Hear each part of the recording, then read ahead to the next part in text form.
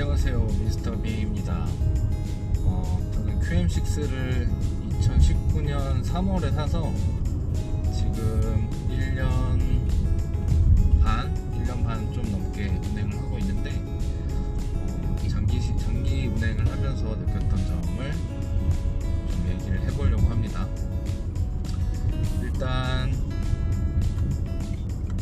지금 총 탄 키로수를 말씀을 드리면 12,849km를 지금 타고 있고, 지금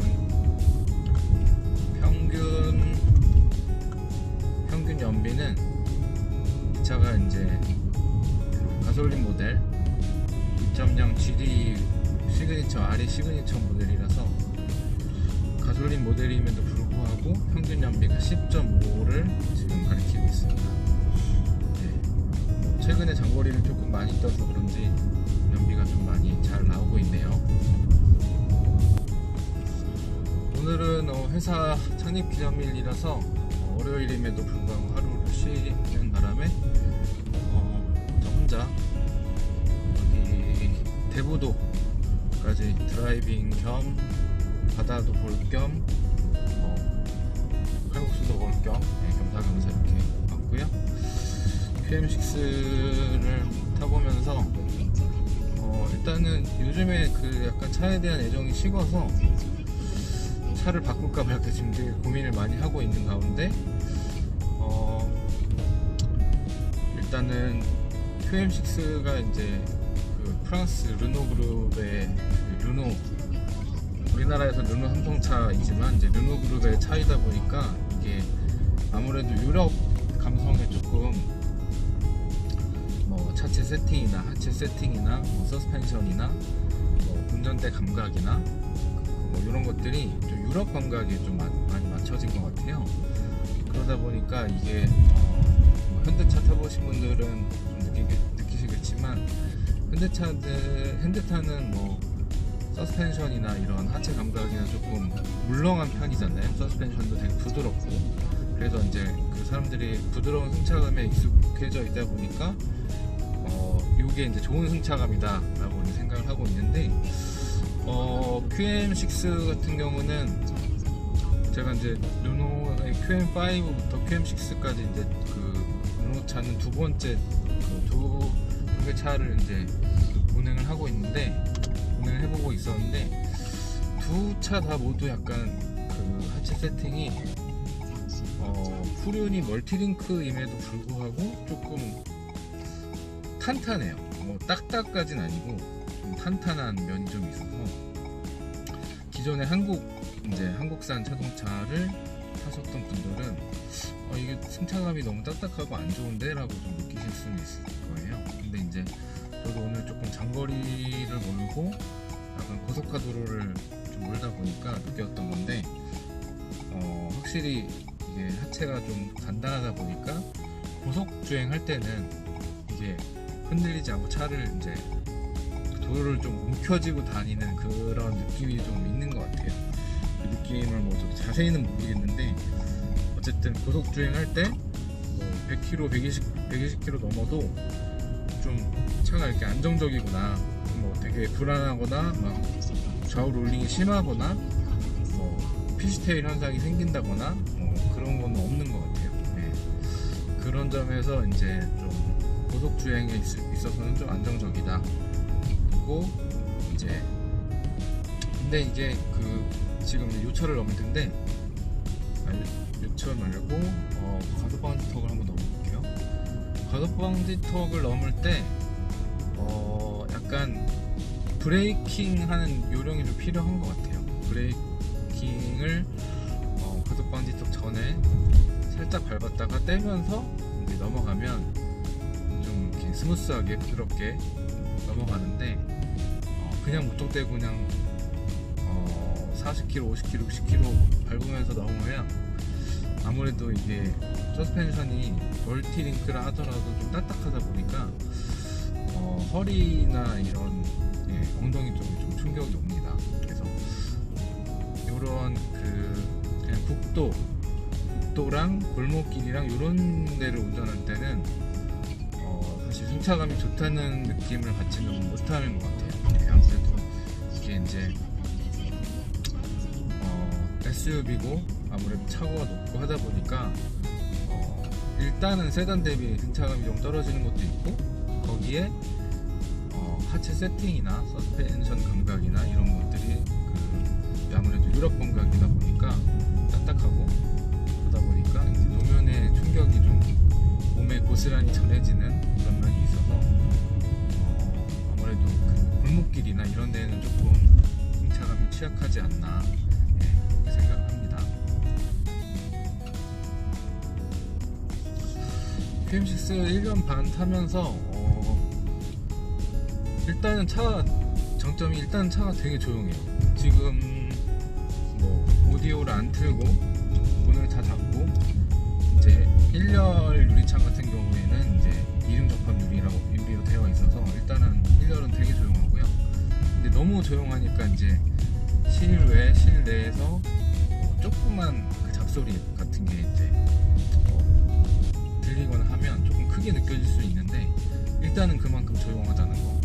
그리고 이제 RE 시그니처 모델에 보스 옵션까지 들어간 모델이다 보니까 일단은 음질이 되게 좋습니다. 음질이 좋고, 음악 좋아하시는 분들이라면 보스 옵션을 꼭 넣어서, 중고차들도 보스 옵션 들어간 그 QM6 같은 경우도 2,500, 600 정도면 구입을 하실 수 있는 것 같아요.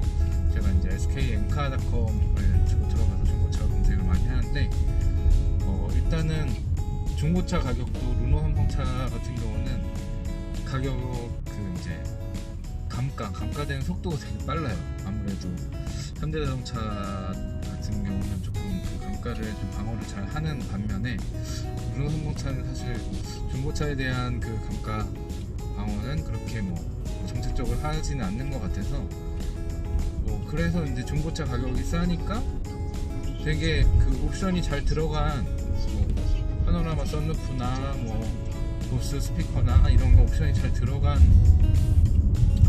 차들도 2,600, 2,500 사이에서 구매하실 수 있다는 장점이 있습니다.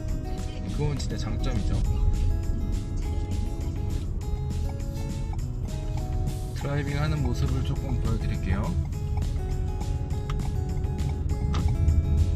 지금 여기 이제 안산 시화 방조제를 이제 넘어갈 거고요. 차는 전반적으로 되게 조용합니다. 내비를 틀으면 되게 내비 소리가 되게 시끄럽게 들릴 정도로, 내비 소리가 되게 시끄럽게 들릴 정도로 차는 엄청 조용하고요.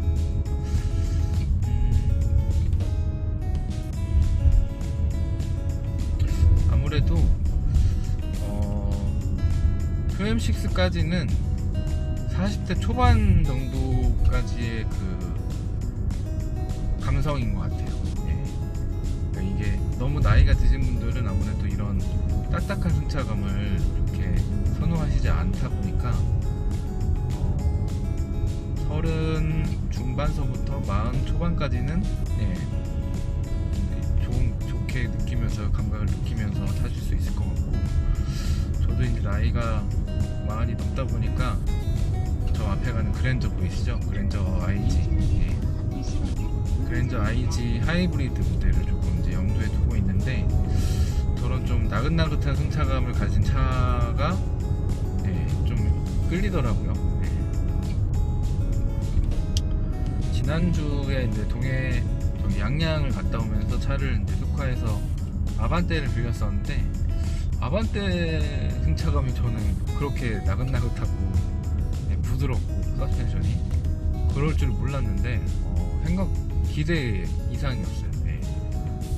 현대자동차를 너무 좀 그동안 제가 저평가해오던 측면이 좀 없지 않아 있긴 했는데, 어쨌든 생각보다 감동까지는 아니지만 거의 버금가는 수준의 감동을 좀 느꼈던 것 같고, 이제 현대자동차의 차 만들기가 진짜 세계 어느 나라에 내놓더라도 꿀리지 않는 그런 정도의 차 만들기 실력이 되지 않았나 싶습니다.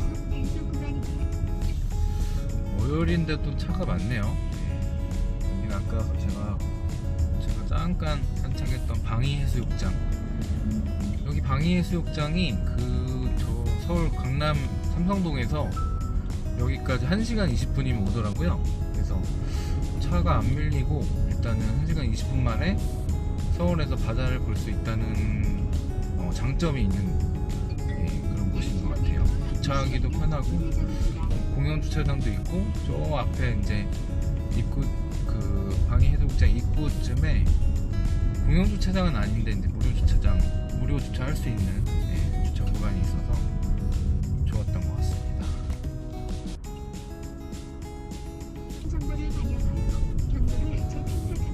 아까 평균 연비가 10.5라고 말씀드렸는데 운전하는 사이에 평균 연비가 0.1km가 또 올라갔네요.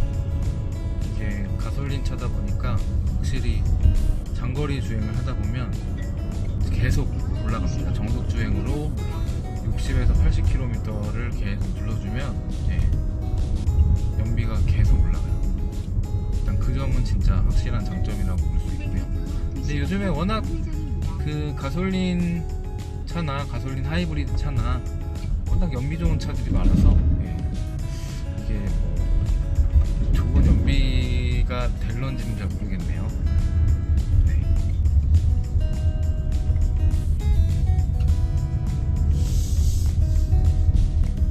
아무래도 경기도권으로 나오니까 공사하는 차량들이 많이 보입니다.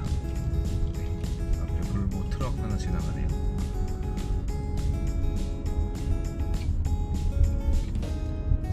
시화호 조력발전소 옆을 지나면서 시화 방조제 여기 다리를 건너도록 하겠습니다.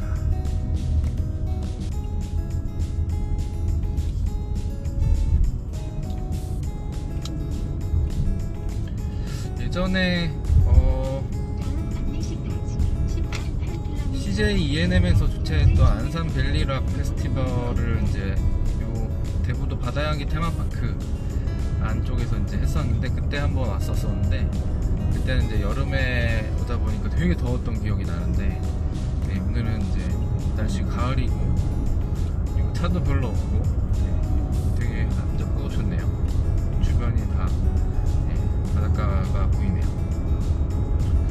저는 이제 드라이브하러 주로 그 서해 쪽으로 가면 강화도 쪽으로 좀 많이 갔었는데 이제 앞으로는 이쪽 대부도 쪽으로 좀 와야겠어요.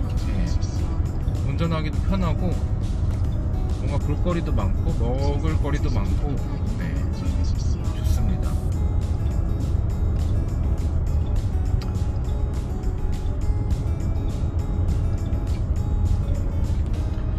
오늘 점심때는 포도밭 할머니 칼국수? 거기 가서 점심을 먹었는데 12,000원짜리 모듬 조개 칼국수 강추합니다. 12,000원이고 한 명이 시키더라도 아주 푸짐하게 나오고 조개류도 많이 나오고 그리고 보리밥에 고추장에 열무김치에 그리고 그 겉절이가 엄청 맛있었던 기억이 나네요. 꼭 대부도 오시면 포도밭 할머니 칼국수 꼭 한번 드셔보시기를 추천드립니다. 제가 오늘은 그 뒷자리에 전동 킥보드를 싣고 왔어요. 싣고 이제 이동하면서 주차장에 차를 대놓고 이제 차로 가기 조금 어려운 곳들, 이제 바닷가 그 산책로나 그 이제 아까 그 어디였지? 낙조 전망대? 대부도의 낙조 전망대를 이제 들어가려면 차를 대놓고 이제 걸어서 한 3km 정도를 들어가야 되는데 전동 킥보드를 타고 왔다 갔다 하니까 너무 편하더라고요. 어쨌든 길이 길이 그렇게 그 전동 킥보드를 탈 수 있는 길이 뭐 좋진 않은데 그래도 걸어서 가는 것보다 좀 체력도 아끼고 왔다 갔다 하면서 경치도 좀 영상을 담을 수 있고 좋았던 것 같아요. 뭐 현대자동차가 이런 그 스마트 모빌리티 시장에도 조금 뛰어든다고 어디서 기사를 본 것 같은데 차 뒷트렁크에 이제 뭐 옵션 형태로 해서 그런 그 전동식 킥보드를 넣어주면 괜찮을 것 같아요. 예.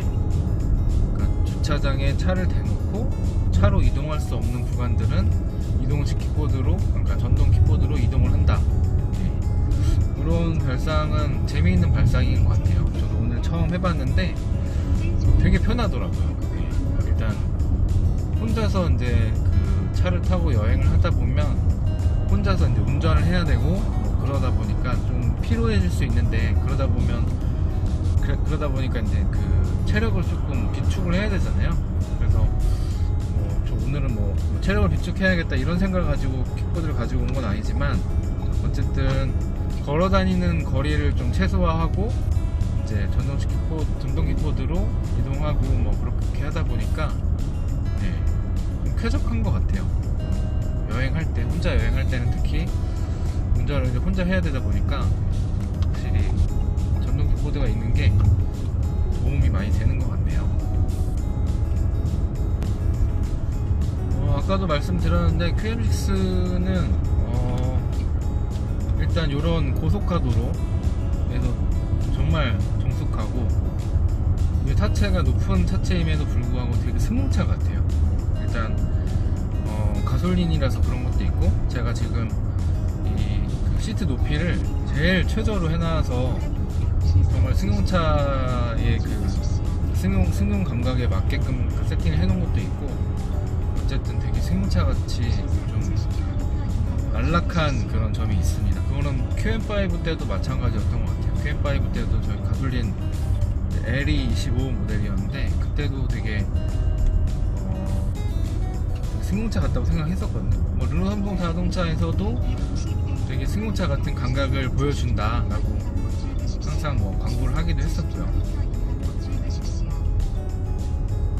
네, 여기가 이제 속도 제한이 있는 그 지역이다 보니까 70km 이하로 운전을 하셔야 됩니다.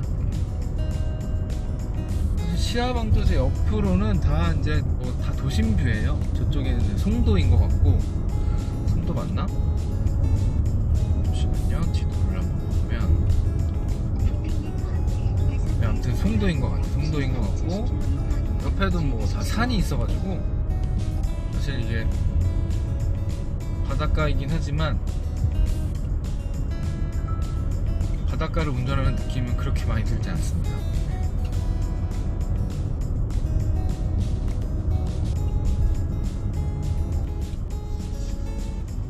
집까지 1시간 20분 걸린다고 나오는데 지금 정도의 컨디션이라면 그렇게 피곤해하지 않고 갈 수 있을 것 같네요. 저는 개인적으로 QM6도 이제 전 세계적인 추세가 전동화 추세다 보니까 QM6도 하이브리드 모델이 나오면 되게 잘 팔릴 것 같은데 르노는 하이브리드 차가 아마 없죠. 전기차는 최근에 나온 르노 조회가 전기차인데 전기차는 있는데 그건 없는 것 같아요. 하이브리드는 뭐가 터지는 소리가 나는데 어쨌든 1년 반 동안 그 QM6를 타면서 만족도를 말씀을 드린다면 85점 정도라고 말씀드릴 수 있을 것 같아요. 일단 제가 음악을 좋아하다 보니까 일단 보스 오디오는 일단 뒤에 트렁크에 서브우퍼도 달려있어서 좀 락이나 힙합이나 좀 저음이 강조되는 음악을 좋아하시는 분들은 되게 만족해 하실 것 같고 일단 오디오 성능은 거의 100점이라고 말씀드릴 수 있고, 그리고 이제 주행 성능은 사실 이게 이 차가 덩치가 있는 차임에도 불구하고 140마력밖에 안 되거든요. 140마력이면은 아반떼 1.6보다 한 20마력 정도 높은 수준일 거예요. 근데 이제 이 차가 SUV고 1600km, 1650km 정도 되는 이제 중량이 있다 보니까 힘이 조금 붙일 때가 사실 있어요. 이런 평지에서는 괜찮은데 이제 저희 동네가 이제 언덕이 많은 동네이다 보니까 언덕길 올라갈 때 힘이 없어서 이제 가끔 뒤로 밀리기도 하고, 경사로 밀림 방지 장치가 있기는 하지만 경사로 밀림 방지 장치가 이게 브레이크를 꽉 누르면 한 3초 정도만 유지되고 이게 풀리거든요. 근데 그 3초 정도 유지되고 풀리는 그거를 이제 시각적으로나 청각적으로 알아차릴 수 있는 그 시스템이 없어요.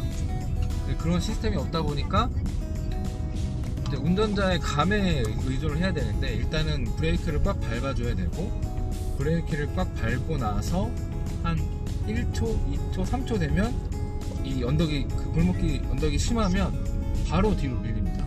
그래서 상당히 불안해요.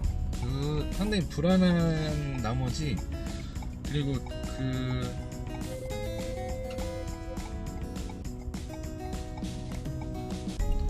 그래서 언덕길에서 이제 좀 불안한 모습이 좀 있다 보니까 언덕길에 주정차 하실 때 QM6는 조금 조심을 하셔야 된다. 뒤로 밀릴 수도 있고, 어쨌든 경사로 밀림 방지 장치를 충분히 좀 연습을 해보셔야 될 것 같아요. 저도 초반에 이제 연습을 못해서 크게 사고 날 뻔한 적이 한 번 있어가지고 그 부분은 좀 말씀을 드리고 싶네요. 어쨌든 QM6는 옵션이 되게 풍부한 차입니다.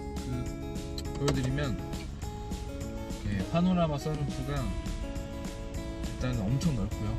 그때 당시에는 엄청 넓었는데 요즘에는 워낙 또 파노라마 선루프가 넓은 차들이 많이 나와서, 제가 어제 투싼 신형 매장 가서 좀 봤는데 진짜 가성비가 최고더라고요. 그리고 뒷자리도 엄청 넓고 거의 그랜저급으로 넓으니까 QM6가 조금 실증이 나면은 투싼으로 갈아타야 될 수도 있겠다. 그런 생각도 좀 해보고, 확실히 저는 제가 항상 하는 말이 있는데, 그 나라에서는 그러니까 한국에서는 현대자동차가 만든 자동차가 제일 좋고 제일 많이 팔리는 차이기도 하니까 제일 좋다. 저는 그게 제일 맞다고 보고요. 독일에서는 독일 차가 제일 좋고, 일본에서는 일본 차가 제일 좋고, 한국에서는 삼성이 짱이고 갤럭시가 짱이고, 미국에서는 아이폰이 짱이다. 말씀드리고 싶습니다. QM6는 S링크 때문에 좀 말이 많은데, 저도 S링크의 내비를 지금 켜놓고는 있지만 사실 잘 쓰지 않습니다. 근데 S링크를 넣어야 보스 오디오 옵션을 선택을 할 수가 있어서 어쩔 수 없이 이제 넣으면 있고요. 일단 S링크는 보면은 되게 예쁘고 되게 기능적으로 보이지만, 이게 많은 분들이 단점으로 지적을 하시는 것 가운데 에어컨 공조 화면이 아예 들어가 있어서, 이게 에어컨 조작할 때 사실 되게 위험합니다. 아무리 운전대를 잡고 이거를 만진다 하더라도, 오른손을 만진다고 하더라도 이게 정확하게 터치를 하려면 이쪽에 눈이 갈 수밖에 없거든요. 그렇기 때문에 시선이 조금 분산이 되는 면이 있고, 그러다 보니까 조금 운전대가 왔다 갔다 하는 면도 있고, 그래서 조금 위험해서 S링크는 다음 QM6가 나올 때 페이스리프트를 얼마 전에 하긴 했지만 페이스리프트 말고 올 체인지가 될 때 조금 S링크는 좀 개선이 많이 필요해 보여요. 네, 이번에 XM3에 들어간 그 인포테인먼트 시스템이면 네, 그 정도면 괜찮을 것 같고 S링크는